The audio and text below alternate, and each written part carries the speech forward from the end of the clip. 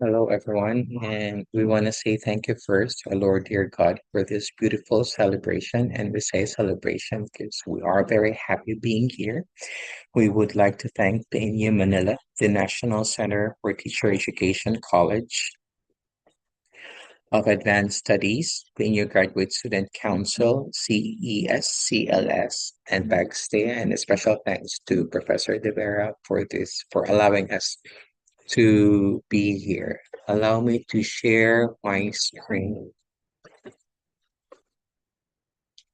And the title of our research is Study Guide and Metacognitive Mediation, Enhancing Students' Learning in Modular Distance Learning. My name is Eliezer Toledo, together with Maureen D. Toledo from Aloran Trade High School Division of Misamis Occidental. We would like to start by identifying the research gap, but as defined in the Department of Education, that action research is a process of systematic, reflective inquiry to improve educational practices or resolve problems. For this research, we wish to resolve problems as also synonymous with the definition of Science Direct and Emerald Publishing.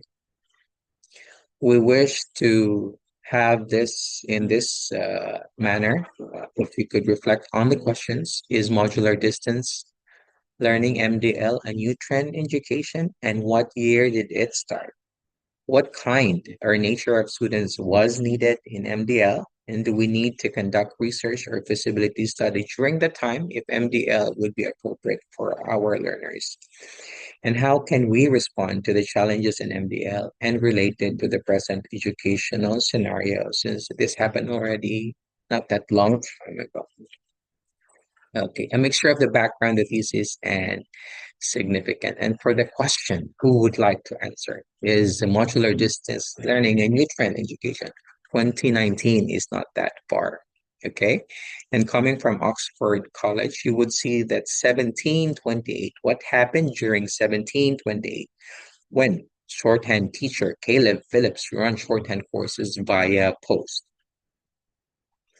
Correspondence or parcel post or post was actually the first form of distance education, correspondence education, given that the teacher and the students are physically separated, is synonymous with modular distance learning. We were far from our students. It is defined as a method of providing education for non-resident students, primarily adults. Let me just get my pen so I could annotate. You see their correspondence education, okay, and then a method of providing non-resident students, primarily adults.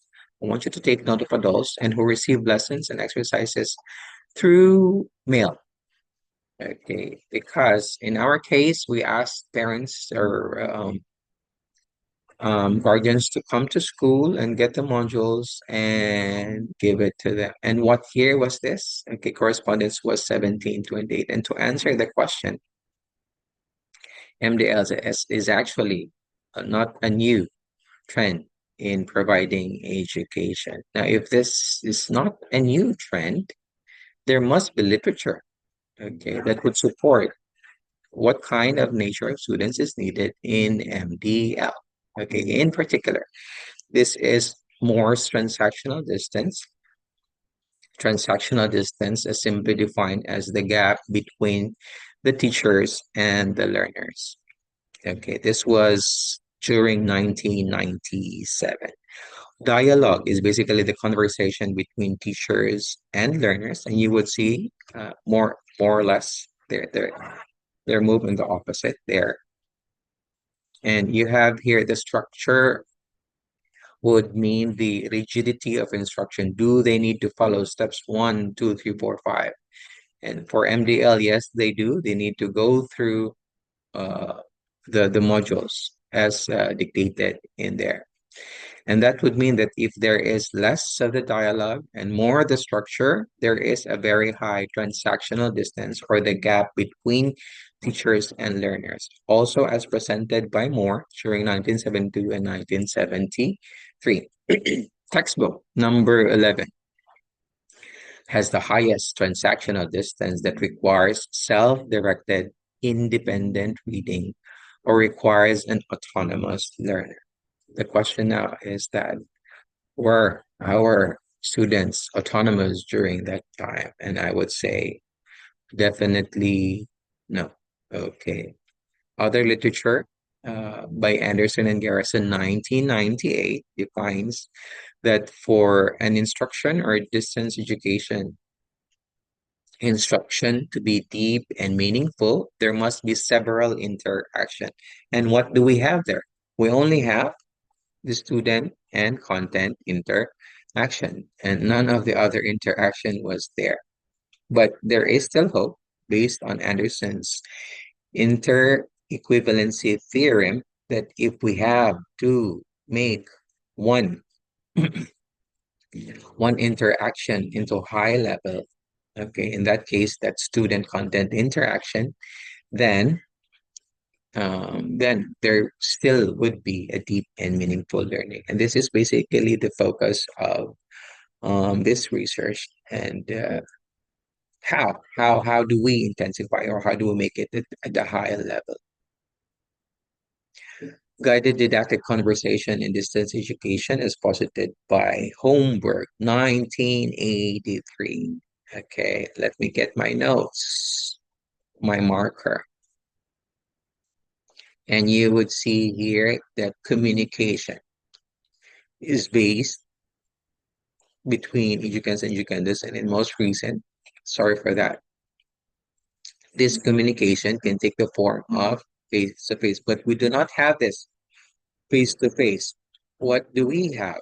Okay, it is my contention that even when such real scenarios cannot take place, it is the spirit and the atmosphere of conversation that should hold largely do characterize educational endeavors. And is this true?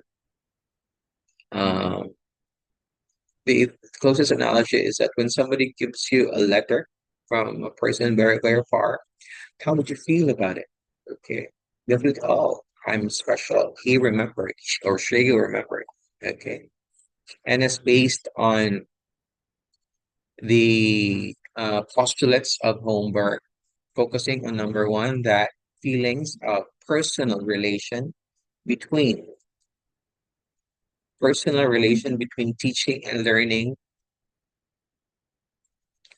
parties promote study pleasure and motivation. And this is what the study guide is all about. That somehow learners would feel that our teacher know us and this one is actually for me. Okay. Sorry.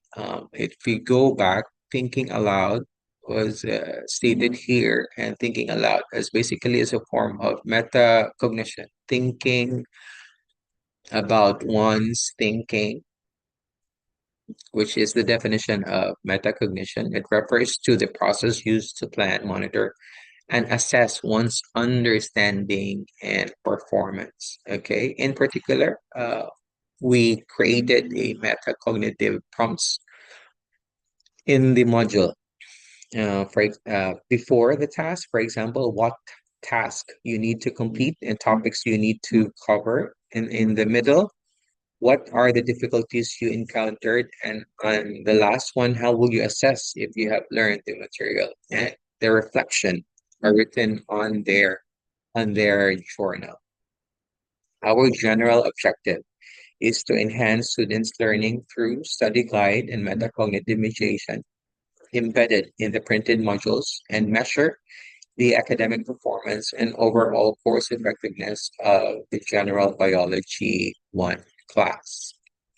And as a general idea of our methodology, we ask the students to come. This is convenient sampling because they were my students. We conducted pre-test, and for 3 weeks, we provided them with study guide and the modules wherein the metacognitive mediation are embedded, and of course ask their reflection or their answer to the metacognitive prompts in their journal.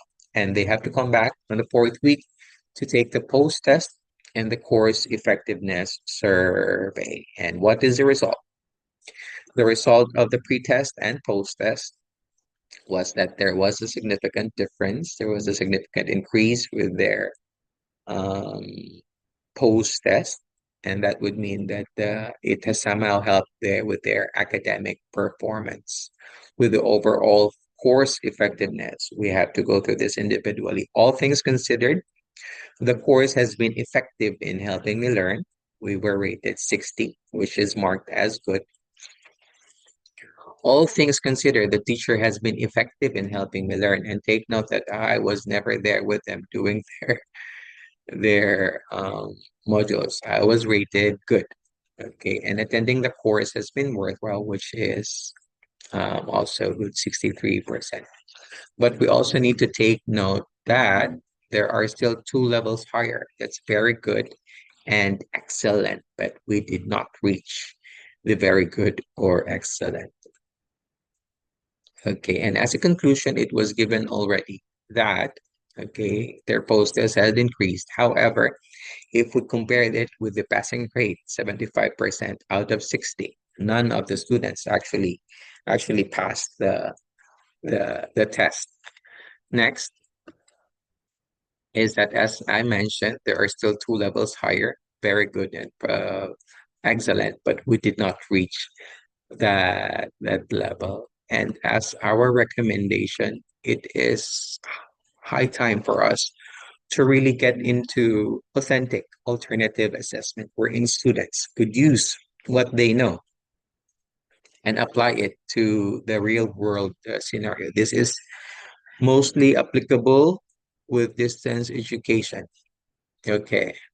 Next is that it is high time for us to really go into technology and to increase the interaction if ever there is a necessary for us to undergo such challenges of education. Again, for the implication, we would like to raise this as a challenge because we were accused.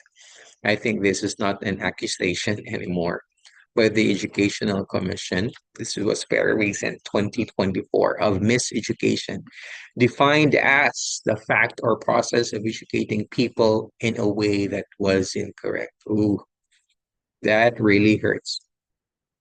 Were we educating them incorrectly? Okay, I kept my literature before during COVID-19 because this literature was out already during COVID-19, and yet we have to push through MDL. Of course, we have a very good reason, and that reason basically sacrifices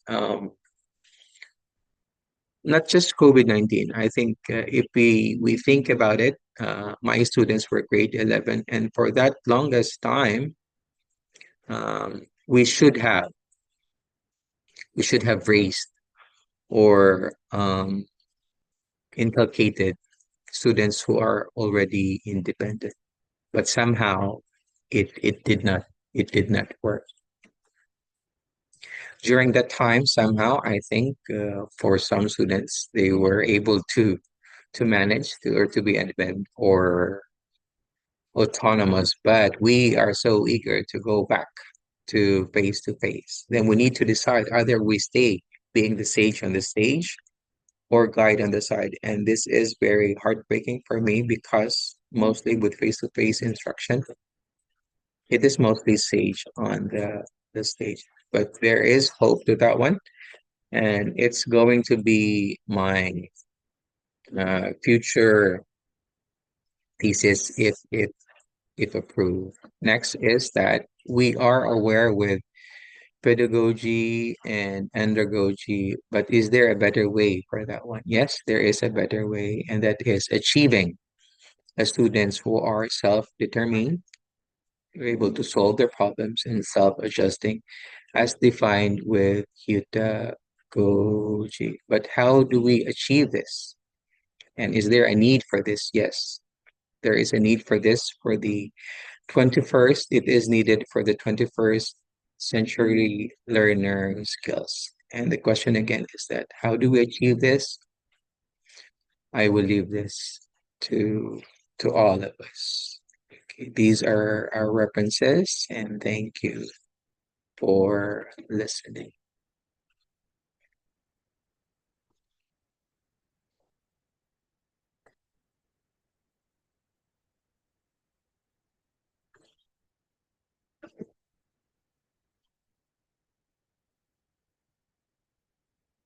Let me stop share.